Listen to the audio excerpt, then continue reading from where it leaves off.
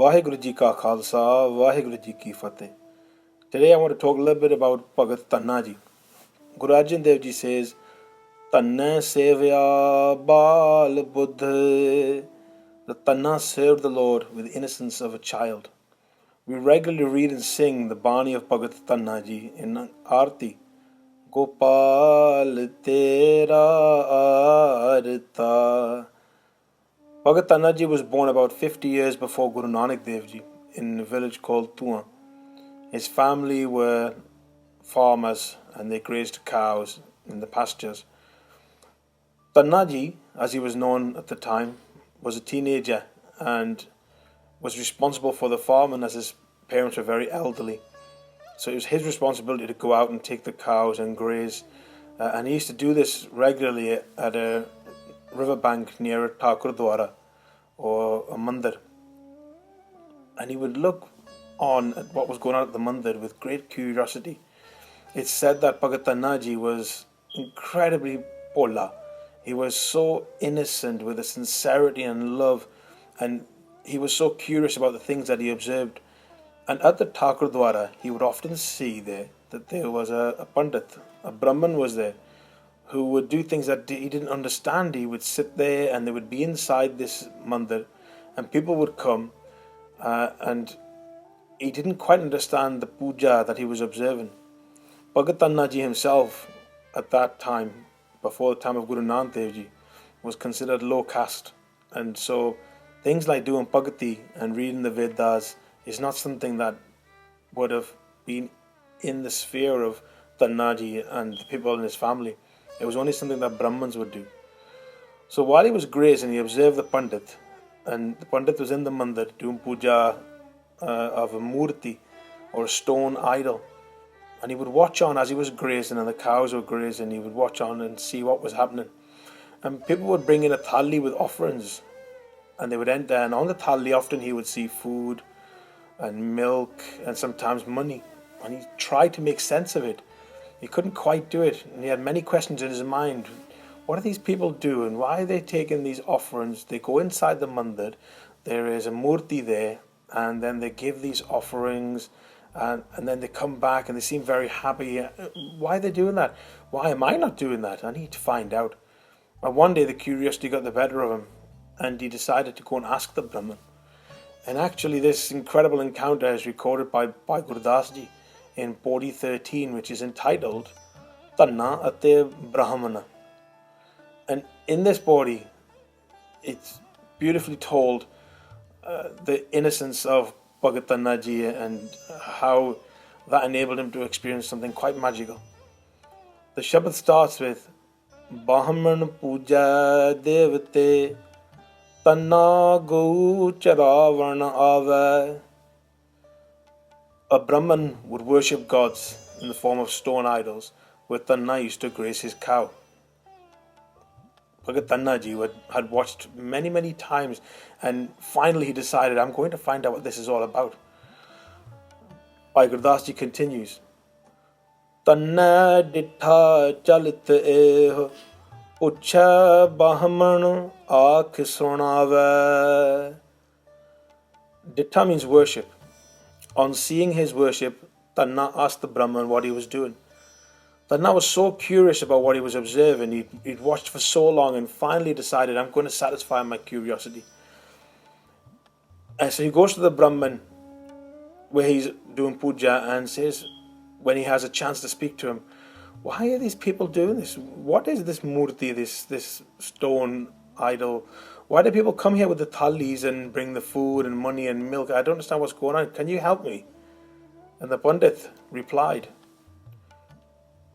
recorded by Gurdas Ji, Thakur di seva kare, jo ichha soi phal pave. Service to the Thakur gives the desired fruit, replied the Brahman. The Pandit is actually very happy that he's been asked a question, because now he has a chance to talk all about the things he knows so much about. And he tells him, I'm doing seva of the Thakur, the Murti. If you do seva, then whatever you asked for will be fulfilled. That's why these people are coming here to me. They come, they bring their thalis, and I offer ardas for them. and I talk to God, and then God listens and He grants all of their wishes. Tanna, with this amazing childlike innocence and the beauty of his heart, is absolutely amazed to hear this revelation. So he asks him, all these people that come here, they get their wishes fulfilled? Yes, of course they do. They bring their offerings and we feed the murti and we pray. Tanna says, well, there are many things that I wish for. And he thinks about, in his great innocence, thinks about how he struggles and his elderly parents and they don't have enough food. And he has to graze the cows and he has to look after his elderly parents. And he says, I also want sukh in my life. So he asks, Tanna karda jo dadi ma pe de ik je tud pava. Tanna requested, O Brahman, if you kindly agree, give one to me. He tells him, I would like to do puja of the stone murti too. Can you give one of these to me, one of the murtis? The Pandit is shocked. Tanna, being clearly to him a low caste person, is not somebody that he would normally even talk to. And he sees that Tanna is very innocent and is asking such a big, important question as a low caste person, and he gets a little bit angry. And he tells him, you can't do this. This is not something you as a low caste person can do. You can't do puja. You're uneducated. You don't have any studies. You haven't studied the scriptures. God's not going to come and sit in a place that is occupied by a low caste person. You have to build a special place like we've built here, this Gurdwara. This place is special and I am here. So that's why God will come here and listen, you can't do it. Tanna considers this.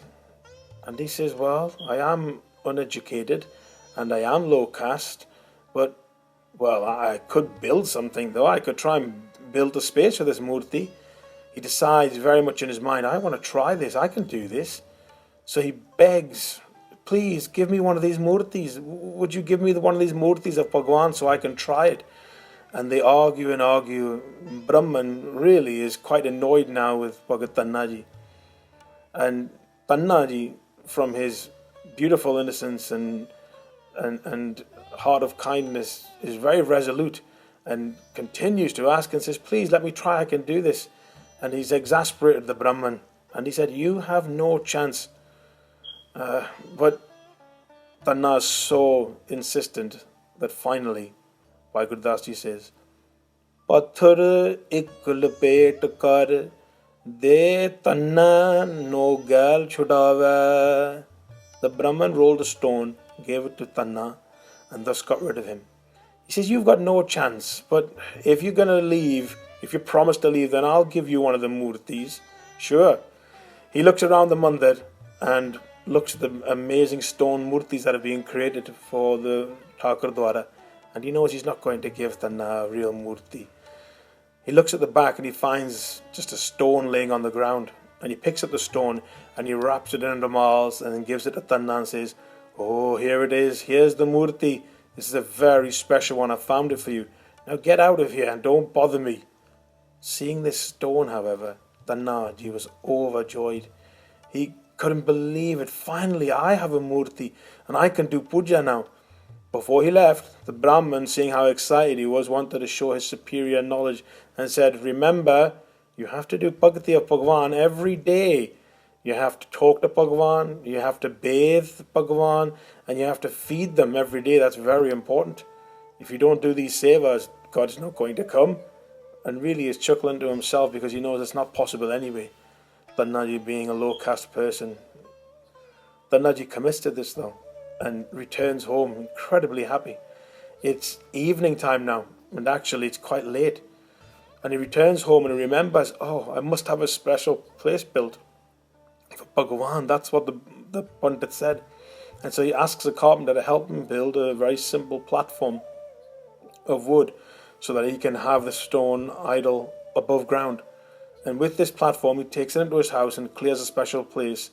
And then on the platform, very reverently places the stone. It's very late and he goes to sleep. And as he's sleeping, with his beautiful childlike innocence, he can't sleep. He's too excited. He said, I wonder what I wonder what the stone idol's doing. What am I going to say to it? What shall I do? And if he asks me what I want and he's going to fulfill my wishes, what shall I ask for? He remembered that when he observed at the mandir and people were coming, they would bring those thalis and that the pandit would bathe the murti and feed it. He decides, first thing in the morning when I get up, that's what I'm going to do. I'm going to bathe the murti and then I will feed it as well. Thakur no nahwal ka chahe roti la bhog chadhava. In the morning he readies himself and bathes himself, and he's very, very excited, Tannaji. And then he opens the ramals of the murti and he bathes the murti, the stone. And then with what little he has, he makes roti and he makes buttermilk. And he places it in a bowl and in a cup and puts it in front of the murti. And then he's not really sure what to do next. So he just sits and observes and he doesn't know what to say. And he thinks, what were the things that the Brahman said? And he realizes, I don't know those lines from the Vedas and the Gita. So he just speaks from the heart and out loud speaks to the stone. And he tells from his heart, I have bathed you and I've prepared food and this buttermilk and I've placed it in front of you. And please come here and have this food and drink and give me your darshan. Then he sits and he just waits. He keeps watching. He knows in his heart that he's done this just as exactly as he was told, and something should happen. God's going to appear now because he's given food and he's given milk, buttermilk, and he's done seva and he's asked very nicely. Hours and hours and hours went by. Days went by. He did not move. He did not drink himself. He stayed there and he knew that he'd done the things he needed to do, and so any moment surely God was about to appear. Then he started to have doubts and he started to worry and thought, maybe I did something wrong, maybe I missed something. And then in turns he becomes confused and sad and then excited. Sometimes he becomes exasperated and he does benti out loud, please come, please God come and eat my food and drink, it is here, I can't wait to see you, please give me your darshan. And from his heart, from his very heart, he begs of God, come give me your darshan please, I'm waiting for you. Bhai Gurdas Ji says, Hath jod minat kara, peri papa bahut manava. With folded hands he falls to the stone and begs of God, come and eat this food.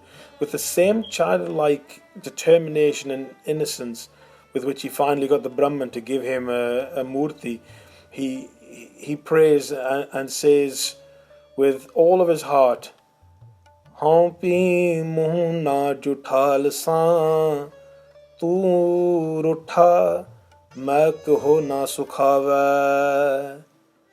Tanna said, I will also not eat. How can I be happy if you are annoyed? He says, well, I'm not going to eat my food either. How can I eat if God's not going to eat? Tu rutha. You must be upset. I must have upset you. I must have annoyed you in some way and I don't know what to do.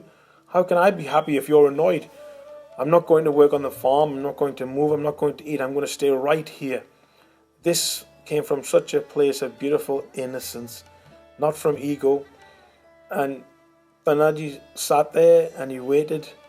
And with all of his heart he knew that his love was sincere and that God would come. Observing this, God is antarjami.